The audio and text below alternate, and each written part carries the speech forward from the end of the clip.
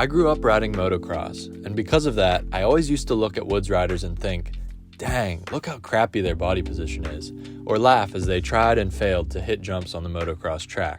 Recently, however, I've decided to give woods riding a fair try, so I spent a whole season riding trails exclusively, and boy did my perspective change. Today, I'm going to talk about the reasons woods riding is better than motocross and why you should make the switch if you haven't already.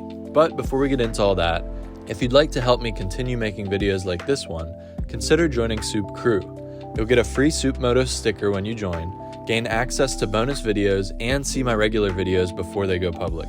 Become a part of Soup Crew by hitting the join button below or through the link in the description. Now back to the video. I'll admit it, growing up, I was overly judgmental of woods riders, and I failed to see the incredible skill they truly had. But over time, my thoughts on that started to change when I'd ride here or there in the woods with some of my friends that raced hare scrambles. They always seemed to be able to make it up the tough and technical hill climbs or glide through really rough and tight single track while I was on my motocross bike behind them, desperately trying to keep up. After taking a break from riding altogether for about a year, I decided to get back into it. But there was a problem.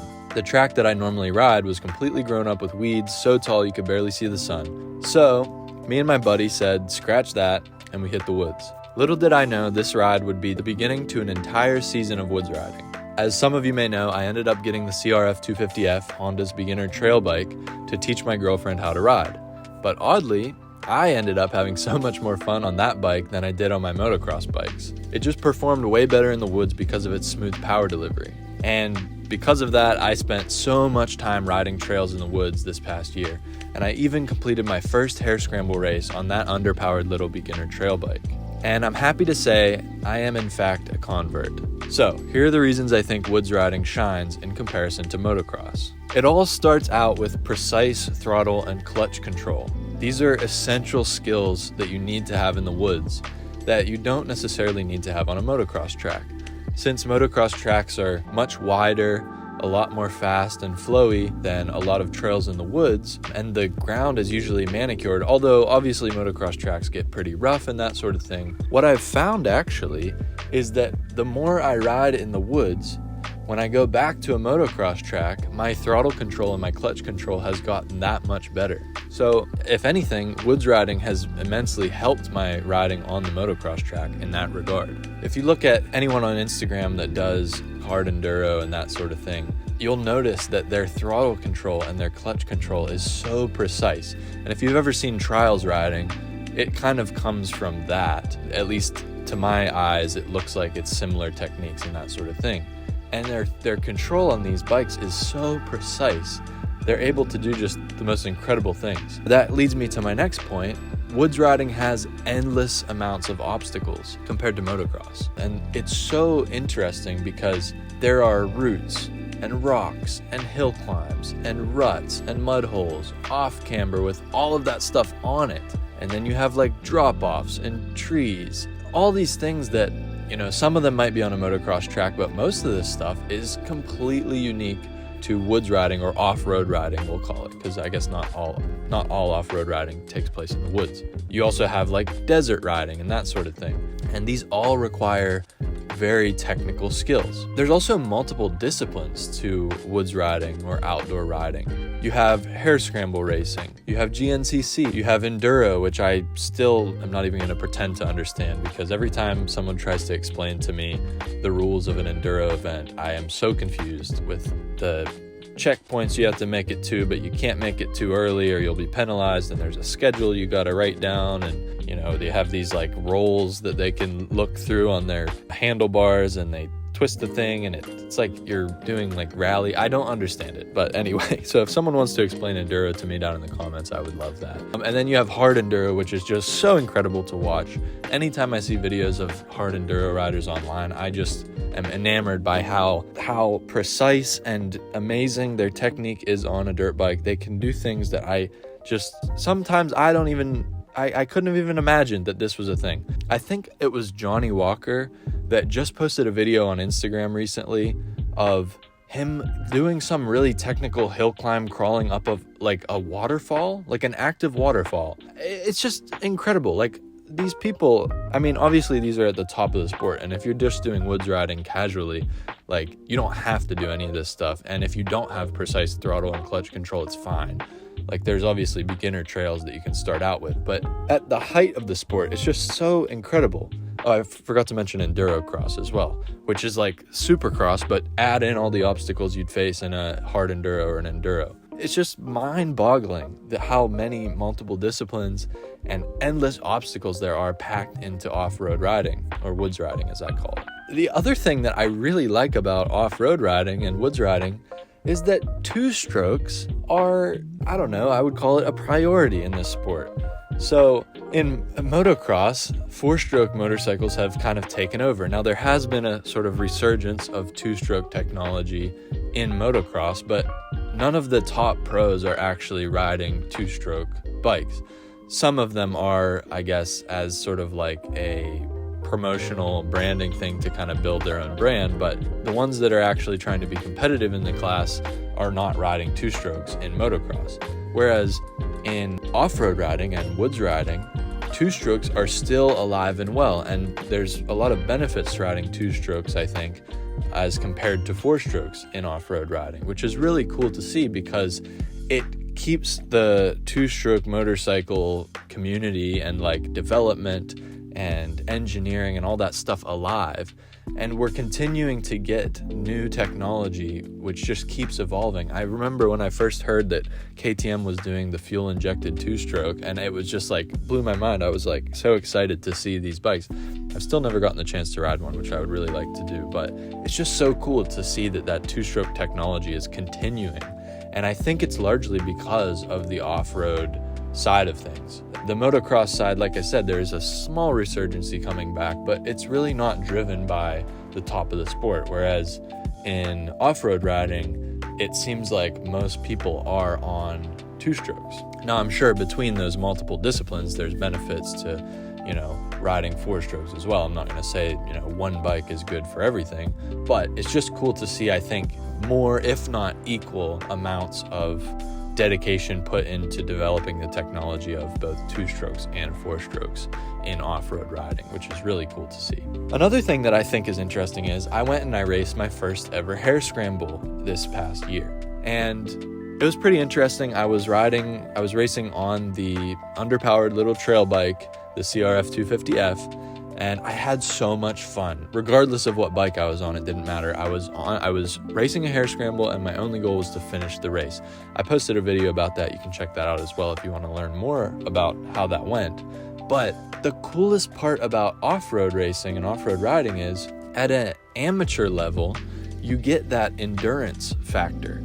So the hare scramble race was 2 hours long, at least the one I did. And whereas a motocross race in the amateur level, sometimes the races are only like 4 laps, so they're super short, and you're going at a sprint pace, and obviously there is endurance to motocross racing as well, but it's just really cool to see that you're racing for the same amount of time as the pros when you go to a hare scramble race as an amateur. I was in the C class, and I was out on the track the whole time the pros were, and I did the 2 hours as well. So completing that, it's like a badge of honor. It's like, hey, I did this really demanding endurance feat. And it was just so cool, the fact that I got to participate in that as well as an amateur. So I just think that's really cool. Also, when you're woods riding or you're off-road riding, you get a more varied scenery when you compare it to motocross riding. With motocross riding, you just kind of show up to a track, who knows if it's in a field or in like an industrial park or something like this right off a highway. And, motocross tracks are cool too, but they just can't beat the amount of scenery you get and the nature you get to see and the really cool trail features, and it's just incredible some of the things that you can see when you're woods riding. Even if you just go out for fun with some friends and you're just going to explore. I mean, think of like hiking, but you're on a dirt bike.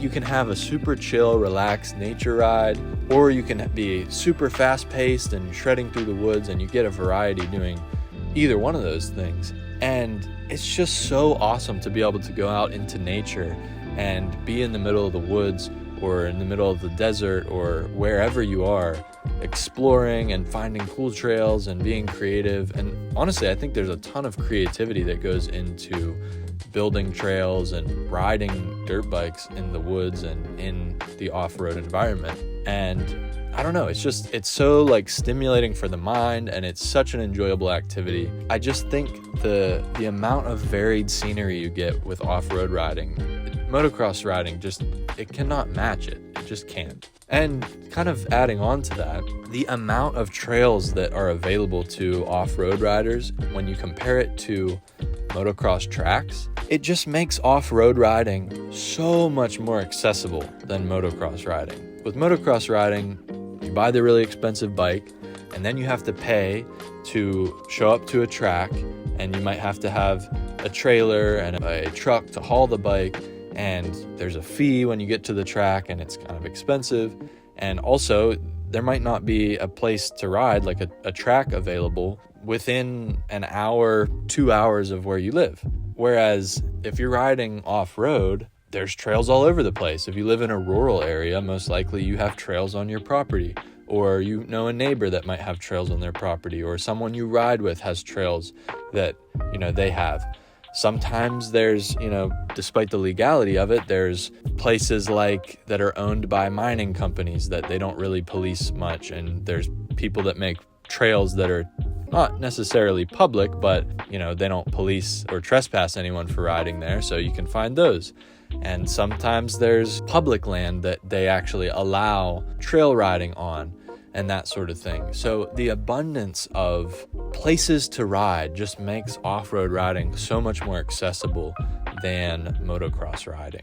Now, just on a side note, if you are coming over for motocross, here are 2 important things that you should know about off-road riding, and I kind of learned one of these the hard way. But the first one is motocross bikes are very snappy. They have a snappy power delivery, and traction is going to be a real issue for you in technical areas. So the best thing for you to know is to go easy on the throttle. In some places, you can just let the clutch out and just allow the bike to slowly kind of creep that tire and gain traction.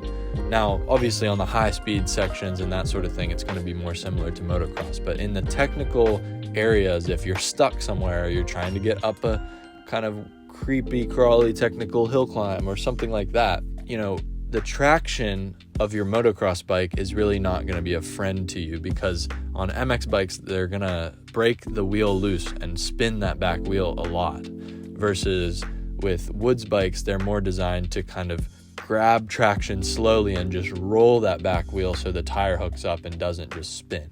So with a motocross bike, you're going to have to really work on your clutch control, feathering it, slowly letting it out, rolling on the throttle nice and easy, and that's something that you're going to have to learn and kind of compensate. The other thing, and this is what I learned the hard way, and you can check out a video on my channel about it, but I ended up breaking my finger because I wasn't running handguards, and I ran into a tree, clutch came back, and the clutch actually snapped my ring finger. And I made a whole video about it, you can check it out, but just get handguards. You don't have to get the bark buster wraparound metal ones.